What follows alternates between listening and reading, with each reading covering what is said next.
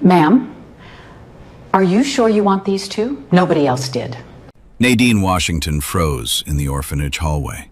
48 hours after signing her divorce papers, $400 in her account, a uniform still smelling of the hospice ward.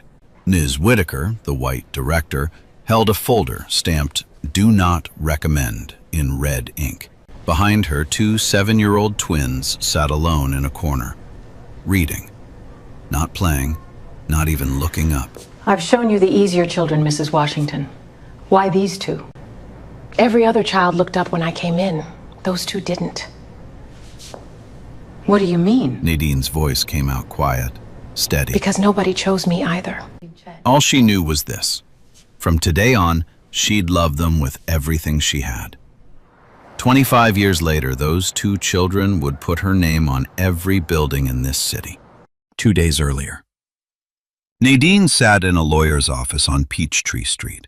Her hands rested flat on the table, steady, the way she'd trained them to be after 16 years of holding dying patients. Across from her, Brandon wouldn't even look up. He had a new girlfriend now, 26 years old, 3 months pregnant.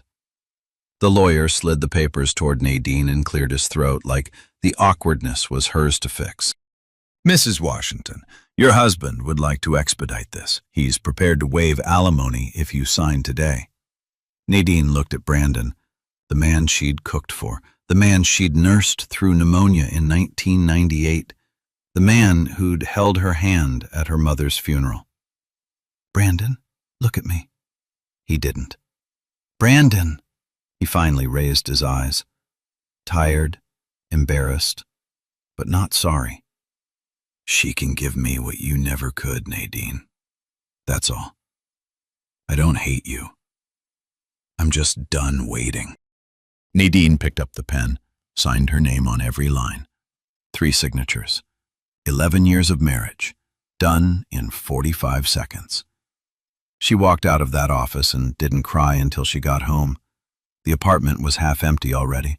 Brandon had taken the couch, the TV, the wedding photos. What was left fit in 3 corners, a kitchen table, 1 pot, a stack of paperback books, and a closed door at the end of the hall. 8 years ago, Nadine had painted that room pale yellow. She'd bought a crib, a rocking chair, a small bookshelf shaped like a tree. She was 31, and she believed. Then came the fibroids, the surgery, the doctor's voice, soft and rehearsed. "I'm sorry, Mrs. Washington. We had to remove more than we hoped." She'd kept the yellow room anyway, for 8 years. Every time Brandon asked her to clear it out, she'd say, "Next month, next month, next month." Tonight, she stood in front of that door, and for the first time in 8 years, she closed it. Hard. She didn't sleep. She made tea at 2 a.m. and sat at the kitchen table and let her mind go back. She was 5 years old in Mississippi. Her parents were both school teachers.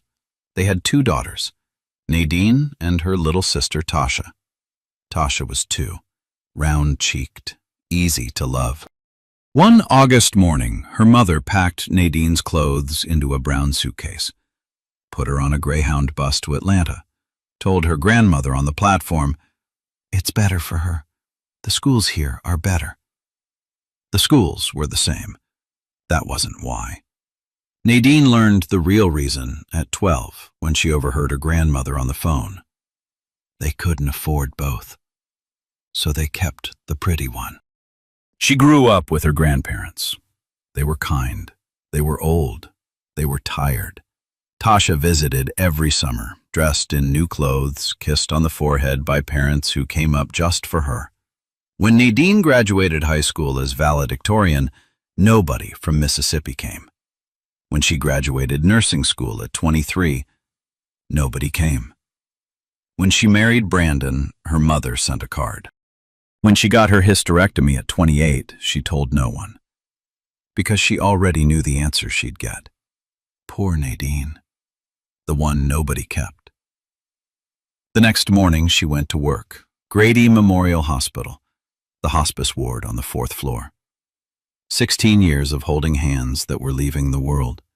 16 years of being the last face strangers saw. That afternoon, she sat beside a woman named Mrs. Patterson, 78 years old, stage 4 ovarian cancer. No family had visited in 9 days. Mrs. Patterson's voice was paper-thin. "Nurse Washington, do you have children?" "No, ma'am." The old woman's hand tightened weakly around Nadine's. "It's not too late, baby. You don't need to give birth to be a mother. You just need to be willing to love a child who didn't come from your body." Nadine couldn't speak for a moment. "Ma'am, I just signed my divorce yesterday." Mrs. Patterson smiled, weak but certain. "Then God's already made room. Don't waste it." She died 46 minutes later, holding Nadine's hand. That night, Nadine opened her laptop. She typed, "Adoption, Atlanta, requirements, single woman." She read until 3 a.m. Older children, the website said. Sibling groups, special needs, children with trauma histories, children nobody else would take. She didn't cry. She didn't smile. She just read. She had $412 in checking. She had $800 in savings. She had a one-bedroom apartment with a yellow room that hadn't been opened in 8 years. She filled out the first form at 3:47 a.m. Under reason for adoption, she wrote, "Because I know what it feels like to be the child nobody chose, and I refuse to let another child carry that feeling if I can help it." 4 miles away, in a brick building called St. Bridget's Home for Children, 2 7-year-old twins were lying awake in twin beds. Naomi, in the bed beside her brother, whispered, "They didn't pick us again today." "I know. That's 3 families." Silence. Then Naomi turned her face to the wall. "Maybe we should stop hoping. It's not a useful emotion." Elijah didn't answer, but in the dark between the 2 beds, a small hand reached across the gap and found another small hand. They didn't speak. They didn't cry. They just held on. Saturday morning, October. Atlanta wrapped in that thin gold light that fools you into thinking the day will be gentle. Nadine drove her 1998 Honda Civic out to the edge of the city. The paperwork on the passenger seat had been signed and re-signed for 2 weeks. Eleanor Hayes, her supervisor at Grady, had vouched for her in writing. The home study was scheduled for next month. Today was just a meeting, just to see the children. That's what they always told her at hospice, too. Just to see. It was never just to see. St. Bridget's Home for Children was a red brick building with white shutters and a small playground out back. Built in 1962, run by a board of retired school teachers and one woman who'd been working there for 30 years and still came in on Sundays. Ms. Whitaker met Nadine at the door, 60-something, tall, white, hair pulled back in the same gray bun she'd probably worn since the Reagan administration. She had kind eyes and a tired smile. "Mrs. Washington, please, come in." The waiting room smelled like floor wax and crayon. Nadine sat across from Whitaker's desk and folded her hands the way she folded them at hospice. Calm, quiet, listening. Whitaker opened a thin manila folder and slid a pair of reading glasses onto her nose. "Mrs. Washington, before I take you through the children, I need to be honest with you. We have 23 kids currently available for adoption in this building. Based on your application, single, first-time mother, no prior experience with special needs, I'd like to introduce you to 2 specific children today. A 4-year-old girl named Lily and a 6-year-old boy named Caleb. Both sweet, both verbal. Both have bonded easily with prospective parents during previous visits." Nadine nodded slowly. "Can I see all the children first? Just walk through the room?" Whitaker hesitated, glanced at the folder, then nodded. She led Nadine down a long hallway and into the main playroom. There were 14 children in that room. 12 of them looked up when the two adults walked in. 2 of them didn't. Nadine saw Lily first, exactly as described. A bright little girl with 2 ponytails and a marker in each hand, drawing rainbows on butcher paper. Lily looked up, smiled wide, waved. Then Caleb, building a Lego tower in the corner. He grinned at Nadine like she was already his. Easy choices. Beautiful choices. Children who would heal a broken 36-year-old heart in a single afternoon. But Nadine's eyes were already drifting toward the far corner of the room. 2 children sat together on a wooden bench by the window. A boy and a girl. Identical jawlines, identical dark eyes, same hair, same nose, same serious mouth. Twins, maybe 7 years old. The boy was reading a paperback book about quantum mechanics for children. The girl was reading To Kill a Mockingbird. Neither one looked up when the adults walked in. Neither one moved as Nadine took a step closer. The boy passed a small folded piece of paper to the girl. She read it, nodded once, passed it back. Not a single word spoken between them. Nadine stopped breathing for a second. She turned to Whitaker, voice low. "Who are those 2? Whitaker's tired smile tightened at the edges. "Mrs. Washington, I really don't recommend it, not for a first-time parent. Tell me anyway." Whitaker sighed and lowered her voice. "Naomi and Elijah, 7 years old, twins. Their mother, Crystal, was 19 when she had them. She passed 2 years after giving birth. Complications from postpartum eclampsia, she never got treated. The maternal grandparents refused custody when Crystal died. She was already estranged from them. The biological father has never legally acknowledged the children. He's been contacted 3 times. Each time, he didn't reply." Nadine's voice stayed level. "Why hasn't anyone adopted them?" Whitaker looked at her, and for the first time, the tired smile cracked. 3 families have tried. 3 families have come and gone in 18 months. Each one stayed an average of 9 weeks before giving the children back. Why did they leave? Because Naomi and Elijah don't respond, Mrs. Washington. They don't cry, they don't smile, they don't say, "I love you." They don't hug. The IQ tests put both of them above 145. These are gifted children. But emotionally, they're... Whitaker searched for the word. Flat. Frozen. Our staff psychologist calls it trauma-related affective suppression. We've tried therapy. The therapist quit after 4 months. He said he'd never had a client laugh at his interpretation of grief. Nadine watched the twins from across the room. Naomi turned a page. Elijah turned a page 2 seconds later. Whitaker continued, softer. "Most adoptive parents want to feel loved back, Mrs. Washington. These 2, they don't give that. They don't have it to give. And I won't lie to you.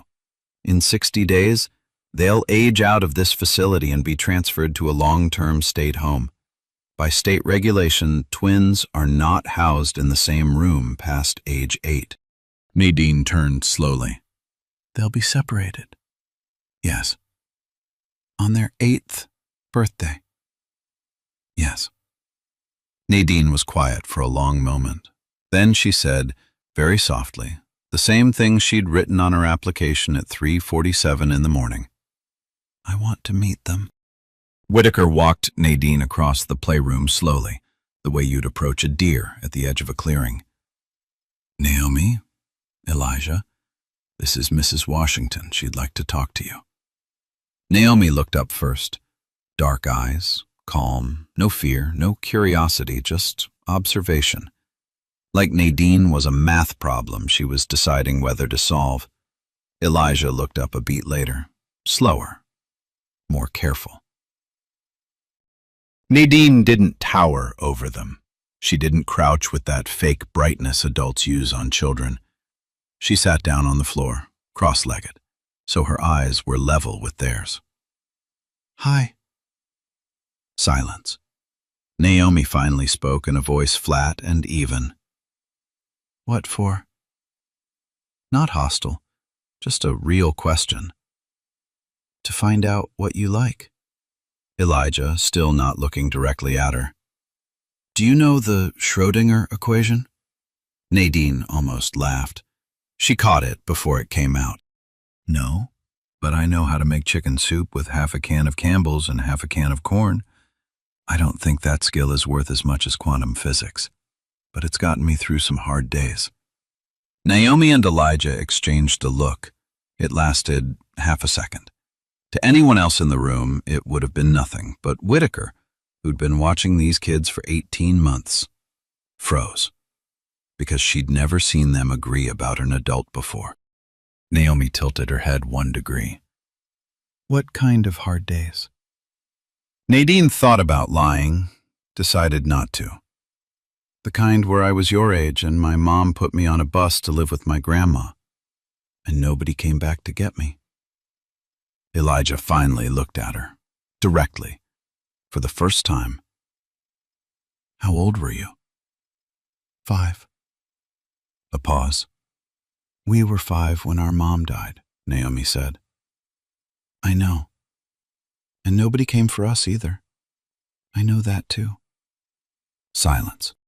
Then Elijah, quietly. Are you here because you feel sorry for us? The whole room seemed to lean in. Nadine answered without thinking. No, I'm here because I don't want to walk past you. There's a difference. The twins exchanged another look. Longer this time. 2 seconds. Nadine stood up slowly, brushed off her jeans, looked at Whitaker. I'd like to apply for both of them. Back in Whitaker's office, the kindness in the director's face was gone, replaced with the careful expression of someone who'd watched this movie 3 times already and knew exactly how it ended. Mrs. Washington, please listen to me carefully. You just divorced. You live alone. You work shifts. These children require specialized educational intervention, behavioral therapy, neurological monitoring, and a kind of patience that breaks most parents inside of a year. I have a stack of applications from couples with 2 incomes who've also been turned down for these 2. I can place you with Lily and Caleb today. Today, Mrs. Washington. You could take a child home this afternoon. Nadine listened. She didn't interrupt. When Whitaker finished, Nadine spoke quietly. Ms. Whitaker, you said 3 families came and went. Yes. Did any of them give you a reason that wasn't about themselves? Whitaker opened her mouth, closed it. No, ma'am. Then those weren't families. Those were people looking for an experience. I'm not looking for an experience. I'm looking for my children. Whitaker stared at her for a long moment. Then she opened a drawer, pulled out a thicker folder, slid it across the desk. 60 days, Mrs. Washington. Home study, financial review, background check, 2 psychological evaluations, and a temporary placement period before final adoption. If you complete every step in 60 days, the twins are yours. If you fail 1, even 1, they go to the state. Nadine pulled the folder toward herself. Where do I sign? The next 60 days were a war. She sold her wedding ring at a pawn shop on Memorial Drive. $380. She used it to buy 2 twin beds, 2 star-shaped nightlights, and 12 second-hand books from Goodwill. She painted the yellow room. White this time. A clean white. She borrowed $200 more from Eleanor Hayes and didn't tell Eleanor what it was really for, because the social worker had said her 1-bedroom apartment was too small for 3 people and she needed deposit money for a bigger place. She picked up double shifts, day shift at Grady, then 5-hour evening shifts at a nursing home in Decatur. She slept 4 hours a night. She lost 6 pounds. The first home visit, a social worker named Mrs. Coleman walked through Nadine's apartment with a clipboard and asked questions that felt like accusations. "And how do you plan to afford specialized therapy on a single nurse's income?" "I've spoken with the social work department at Grady. They've offered a sliding scale referral." "And childcare during your shifts?" "My supervisor has agreed to rearrange my schedule so I work while the children are at school." "And if one of them has a medical emergency?" "Ma'am, I'm a nurse. I've handled emergencies for 16 years. Mrs. Coleman wrote something down, said nothing. 2 weeks later, Nadine was denied. Insufficient financial stability for 2 special needs children. She didn't sleep that night. The next morning, she filed an appeal, walked it into the county office herself, spent her lunch break sitting in the waiting room. Eleanor wrote a letter. Pastor Wallace Johnson wrote a letter. The hospice chaplain wrote a letter. Mrs. Patterson's adult daughter, who'd never met Nadine but had heard about her from the hospital, wrote a letter. Round 2 of review. Approved. Conditionally. Day 58. Day 59. On day 60, Nadine drove the Honda back to St. Bridget's with 2 small backpacks on the passenger seat. Whitaker met her at the door, held out a hand. Nadine shook it. The twins were waiting in the playroom, each holding one possession from their old life, a black leather notebook.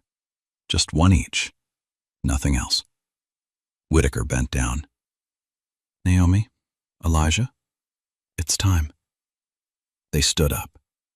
In the car on the way home, Nadine talked the whole way about the white room, about the books on the shelf, about the menu she'd planned for the weekend, about the small potted plant on the windowsill she'd named Stanley. The twins didn't respond. They sat in the back seat holding their notebooks. When they reached the apartment, Nadine opened the door to their room.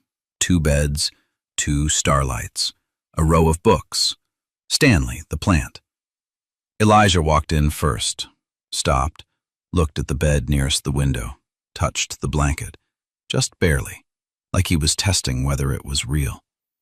Then he turned around. "Ma'am, are you going to send us away?" Nadine's knees buckled. She knelt down in front of him, eye level, the way she had at the orphanage. "My name is Nadine, and from today on, you can call me Mom, or you can call me Nadine. You can take your time, but no, nobody is sending you away. Not ever. Not while I'm breathing." Elijah didn't cry, didn't smile, but he did not take his hand off that blanket for 10 minutes. And Naomi, silent Naomi, walked over and stood beside her brother and reached out and held the corner of the blanket too. Like they were both checking the same thing, that something soft this time was going to stay. The first week was quiet in a way Nadine had never experienced. Naomi and Elijah moved through the apartment like polite tenants. They ate breakfast at the table, washed their own dishes, folded their own laundry, returned to their books. They said yes ma'am and no ma'am in voices so even they could have been reading from a printed menu. Naomi called Nadine ma'am for 3 weeks. Elijah called her ma'am for 2 months. Nadine didn't correct them. She just kept showing up. She cooked breakfast every morning, pancakes on Saturdays, oatmeal on weekdays. She read aloud to them at bedtime even when they didn't react. She left the door to their room cracked open at night so they could see her shadow walking the hallway. She didn't push. She didn't perform. She just stayed. The black leather notebooks went with them everywhere. Naomi carried hers in her backpack to school. Elijah kept his under his pillow. They wrote in them every night before bed, shoulders hunched, pens scratching in the dark. Nadine noticed. She didn't ask. One Saturday morning, Naomi left hers on the kitchen table by accident. Nadine picked it up, held it for a long second, and put it back down without opening a single page. Eleanor Hayes, hearing the story over coffee at the hospital later that week, asked her why. Nadine said, "Because it's the only thing of theirs that survived." I'm not going to be the second person in this world to take something from them. On Sundays, she took them to Piedmont Park. The wooden bench by the lake became their classroom. Nadine made up a game. She'd point at strangers walking by and they'd try to read the emotion. That man, happy. See his shoulders? Loose. That woman, anxious. Watch her eyes. For the first 4 Sundays, the twins watched silently, took notes in their notebooks, said nothing. On the 5th Sunday, Naomi pointed at an elderly woman walking slowly across the grass with a small bag of groceries. That one. Tired, but not sad. Why? Nadine smiled.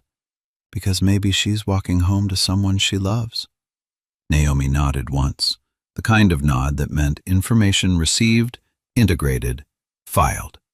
It was the first time Naomi had asked instead of answered. The first time Naomi called Nadine Mom came 8 weeks after the adoption. Elijah ran a fever in the night. Naomi knocked on Nadine's bedroom door at 3 a.m. Her voice was still flat, still even, but something was breaking at the edges. Mom, Elijah isn't okay. Nadine didn't pause to register the word. She moved. She ran to the boy's room, put her hand on Elijah's forehead, burning, wrapped him in a blanket, carried him to the car, drove to Grady through empty streets. At the hospital, the doctor pulled her aside. Viral. He'll be fine. You did the right thing bringing him in.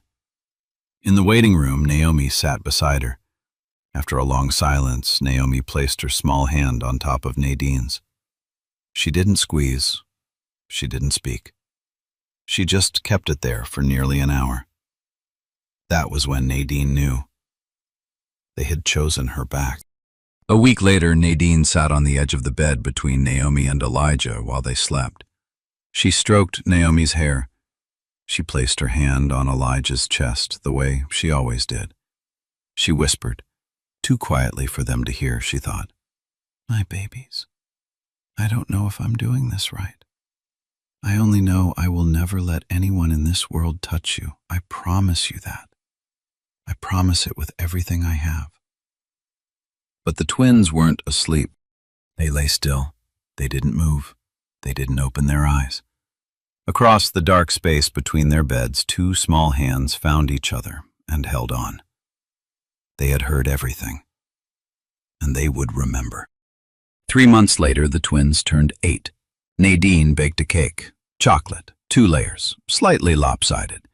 She put 8 candles on it and lit them with hands that shook a little, not from nerves, but from how badly she wanted this small moment to land right. Naomi blew out 4. Elijah blew out 4. They each said, "Thank you, Mom," in voices that were almost normal now. Almost.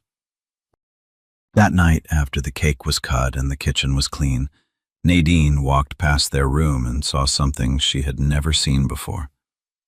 The twins were sitting cross-legged on the floor, heads bent over the same black leather notebook. Their voices were low, urgent. Naomi was sketching something. Elijah was writing numbers beside it. When Nadine appeared in the doorway, Elijah closed the notebook, gently but quickly.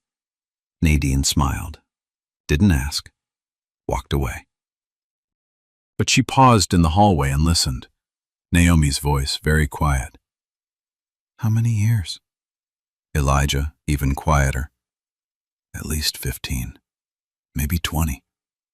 We have to be patient. Nadine kept walking. The years went by in the way years do when a mother is working 2 shifts and a child is reading 3 grade levels ahead. Naomi skipped 5th grade, then 7th. Elijah won the regional science fair at 10, the state fair at 11, a national competition at 12. His prize money, $3,400, went straight into a savings account Nadine didn't know existed. Naomi entered her first debate tournament at 11, won. Entered the state mock trial at 12, won again. By 13, she was the youngest registered participant at the Georgia High School Moot Court Championships. Her trophies were small. Her bank account was not. Nadine asked once, when Naomi was 12, what she was saving for. Naomi looked up from her homework, considered the question carefully, then said, "For something Mom doesn't know about yet." She smiled when she said it, a real smile, small but real. Nadine smiled back and didn't push. The notebooks multiplied. By the time Naomi was 13, there were 5 of them on a shelf in the closet, labeled in Elijah's small, exact handwriting. Year 1, Year 2, Year 3, Year 4, Year 5. Each book sealed with a rubber band. None of them ever opened in front of Nadine. None of them ever offered for her to read. She didn't ask. She had decided years earlier that the notebooks belonged to them. Whatever they were building inside those pages was not hers to know. Not yet. But somewhere, deep in a part of her she didn't examine too closely, she knew this. Her children were planning something, and whatever it was, she was at the center of it. When the twins were 8 years and 4 months old, the apartment building where they lived turned into a war zone Nadine hadn't seen coming. It started small, the kind of small that adults wave off and children remember forever. Nadine had rented a 3rd-floor unit in a 4-story brick walk-up in East Atlanta. Working class, mixed black and white tenants, the kind of building where everyone knew each other's footsteps. When the twins moved in, the looks started. They were biracial, lighter-skinned than Nadine, pale gray eyes, quiet in a way that made strangers uncomfortable. They didn't run in the courtyard. They didn't play with the other kids. They carried books that were too thick for their hands. And on the 2nd floor, in apartment 2B, lived a 64-year-old white woman named Mrs. Beatrice Hollings. Beatrice had opinions about everything. She cornered the grocer at the corner store first, then the mailman, then anyone who would listen. That black nurse upstairs, the one in 3C, did you see what she brought home?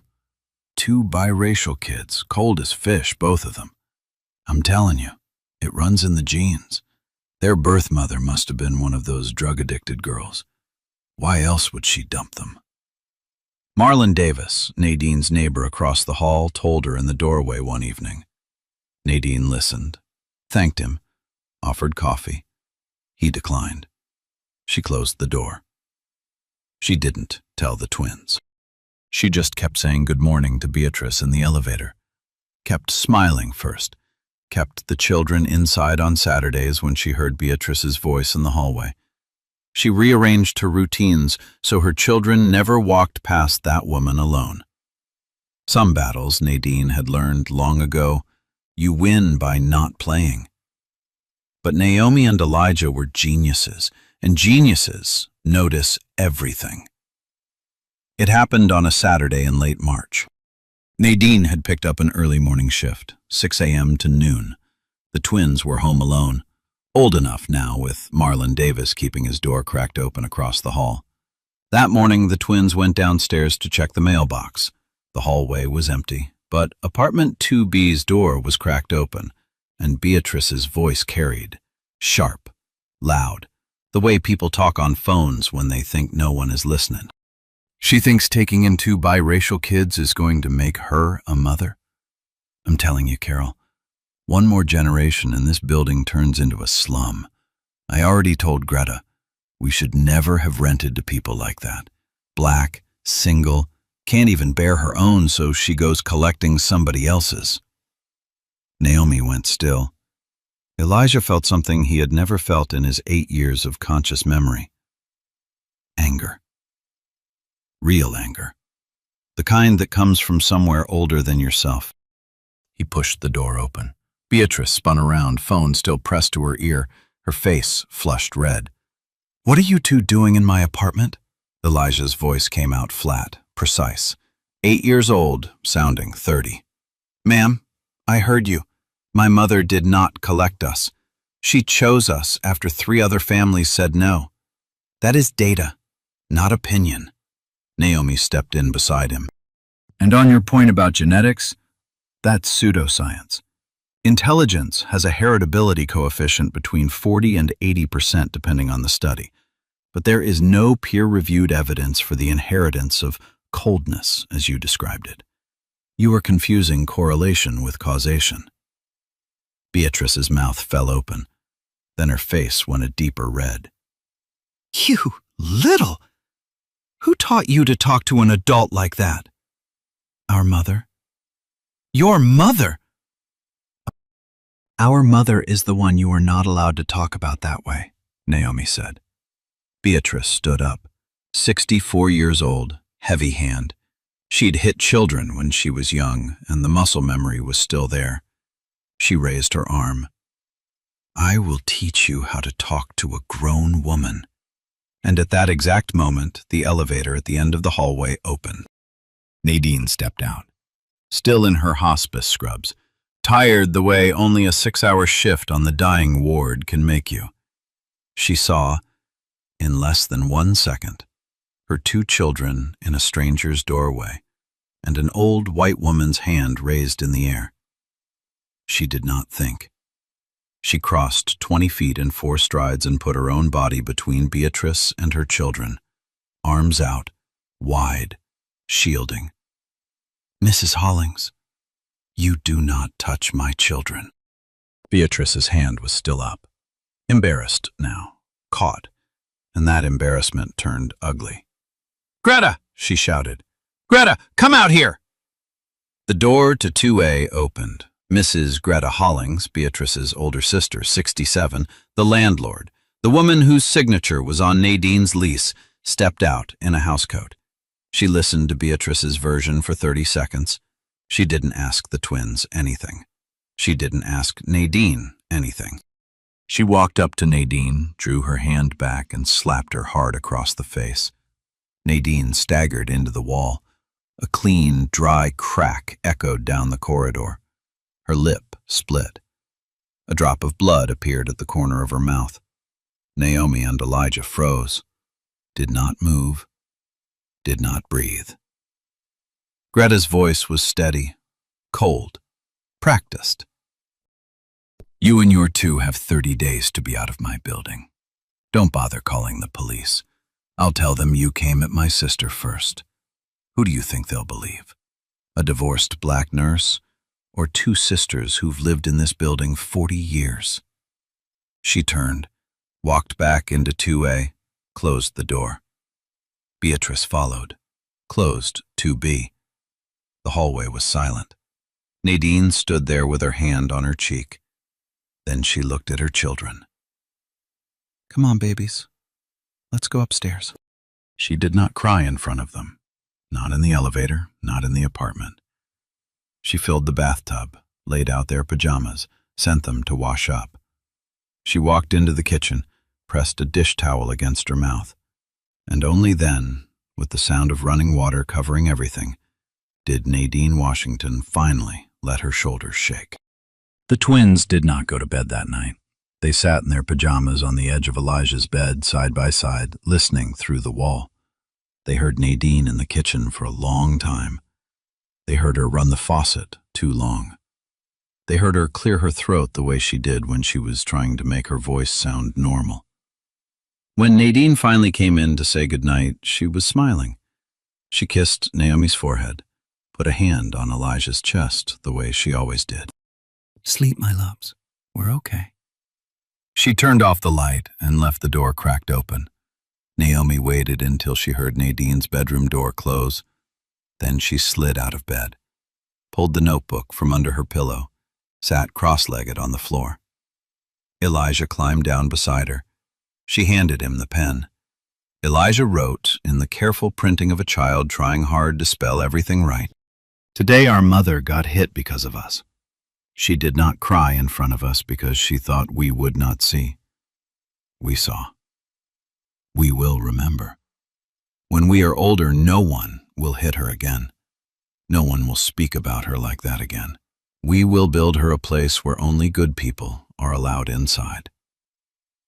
Naomi read it, nodded once, took the pen and signed her name beneath his.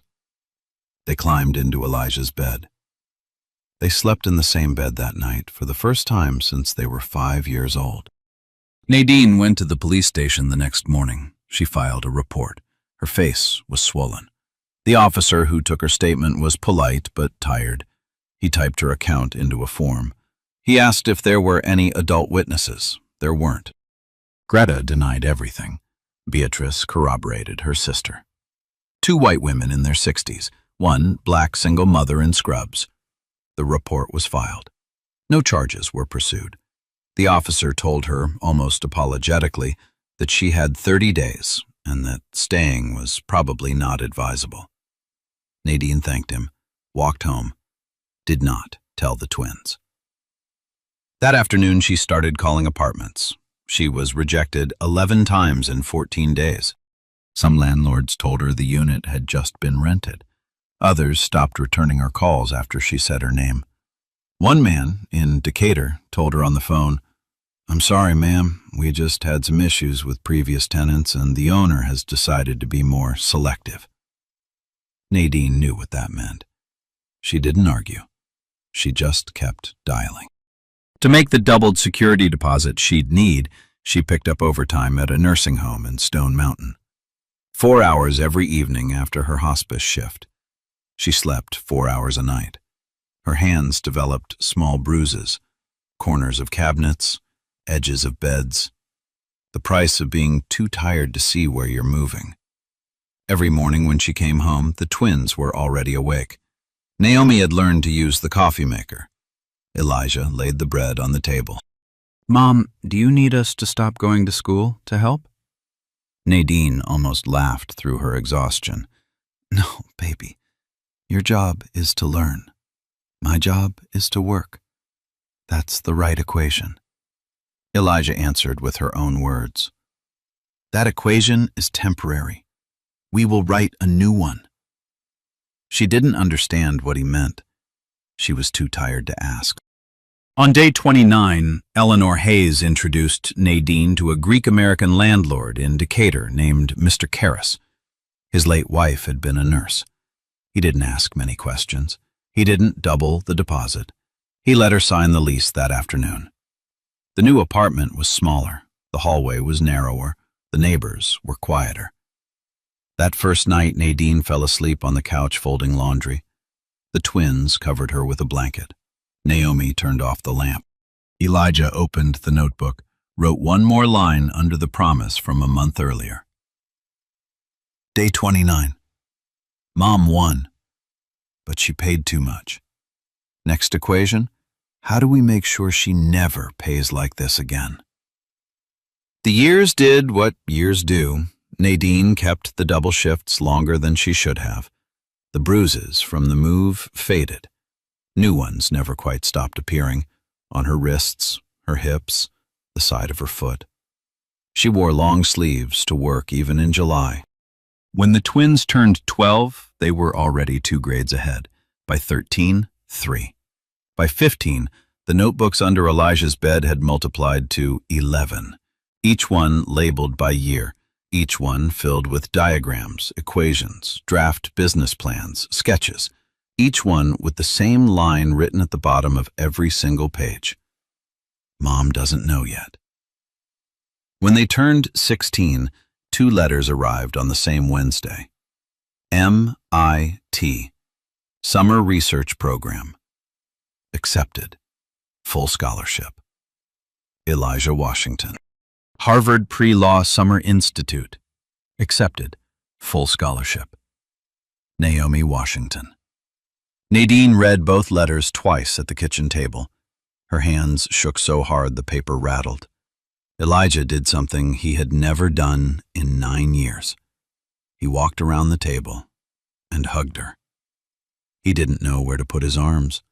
They ended up stiff and crooked across her shoulders, but he didn't let go for 12 seconds.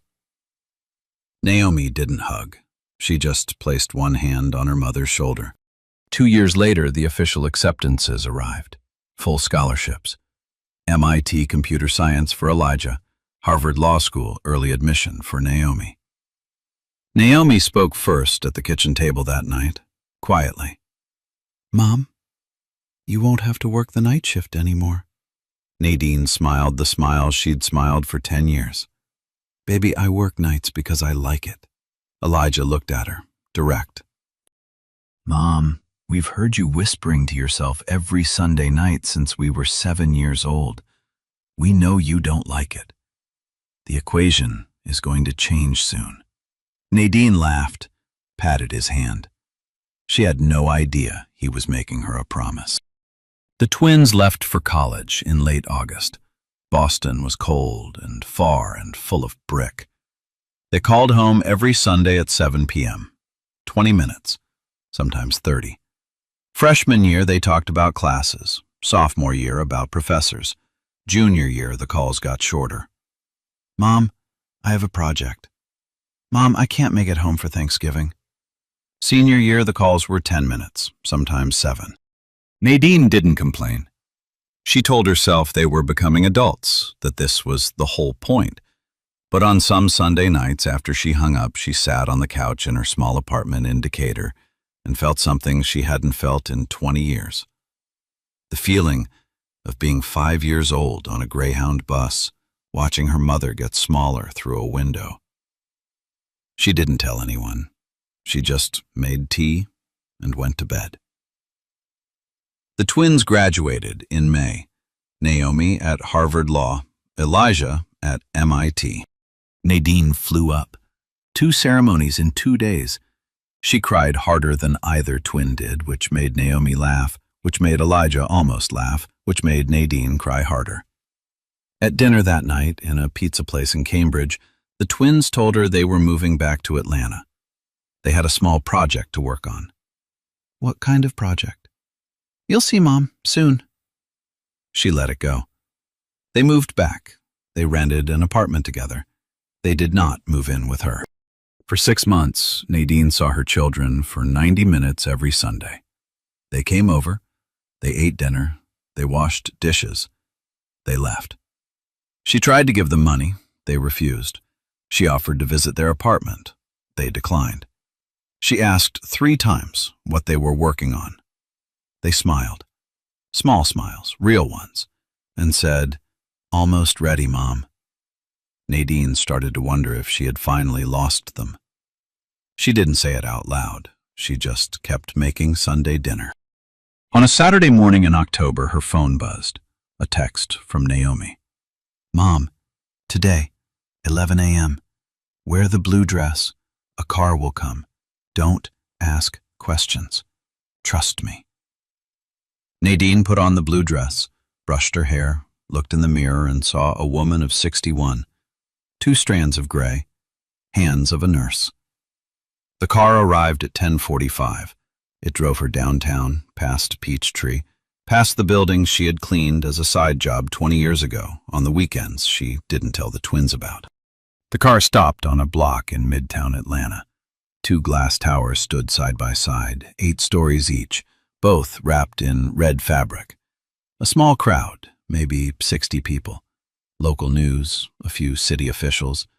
And at the front, standing on the sidewalk in matching dark suits, were Elijah and Naomi, waiting for her. Nadine stepped out of the car. Naomi walked over, took her right hand. Elijah took her left.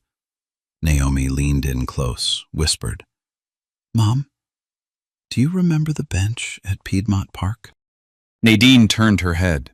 Across one narrow street, through a gap between buildings, was Piedmont Park. The wooden bench, still there.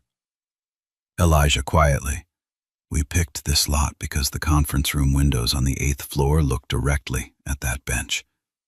We decided that when we were 7. Nadine's knees almost gave out.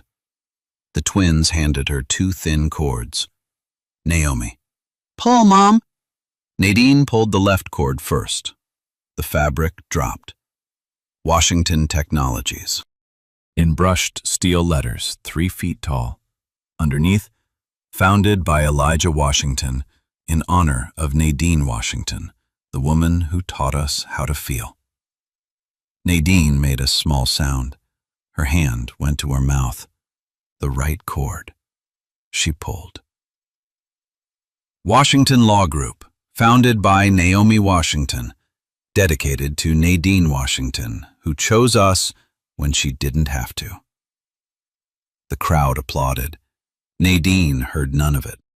She turned to her children. Tears were running down her face, but she wasn't sobbing.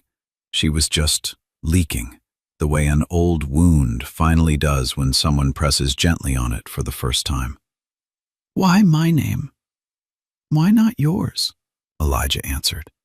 And for the first time in 25 years of being her son, his voice cracked. "Because Washington isn't the name we were born with, Mom. It's the name you gave us. And it's the only name we ever wanted to keep." "Naomi, come inside, Mom. Come inside your house." They walked Nadine into Washington Technologies first. The lobby was glass and pale wood, a wall of black and white photographs, not celebrities, not investors, children. Quiet children with the same faraway look Naomi and Elijah had carried into St. Bridget's 25 years ago. Elijah led her to a glass case in the center. "Mom, this is our first product. We call it Piedmont." The screen showed faces, a smiling face, a worried face, a face mid-laughter. Underneath each, the name of the emotion. Around each, "He might feel this way because..." You can respond by saying, Nadine touched the glass. "This is what you did for us, Mom. On the bench every Sunday. For 16 years.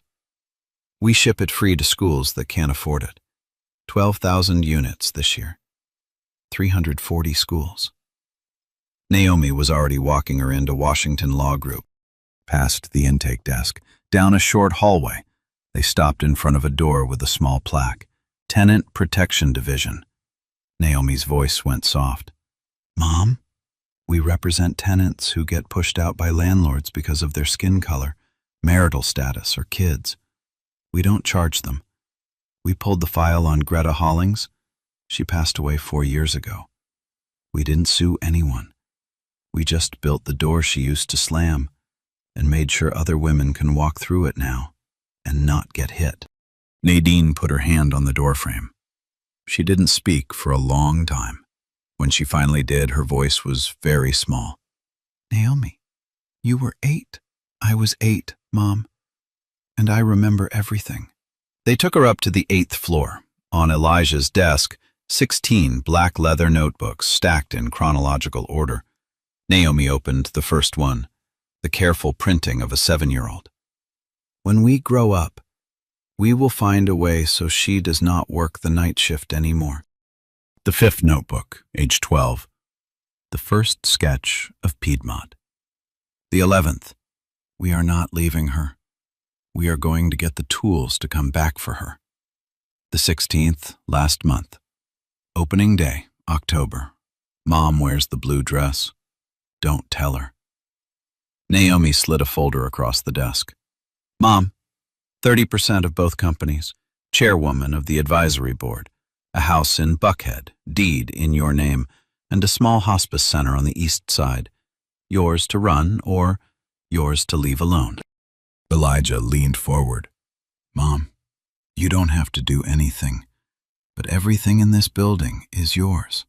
Naomi knelt down beside her mother, eye level, the same way Nadine had knelt for them 25 years ago, in a small apartment with a freshly painted white room. "Mom, you're done with the night shift. Forever." 5 years later, Washington Technologies and Washington Law Group operate in 12 cities. Every building carries the same line, "In honor of Nadine Washington." On the 25th anniversary of the adoption, Nadine walks to the bench at Piedmont Park. A young black mother is teaching her daughter to read emotions on passing strangers. A young man wearing a Tenant Protection Division lanyard bumps into Nadine, apologizes, asks if she's all right. He has no idea the name on his lanyard is hers. She smiles. "I'm better than all right, son. You go on.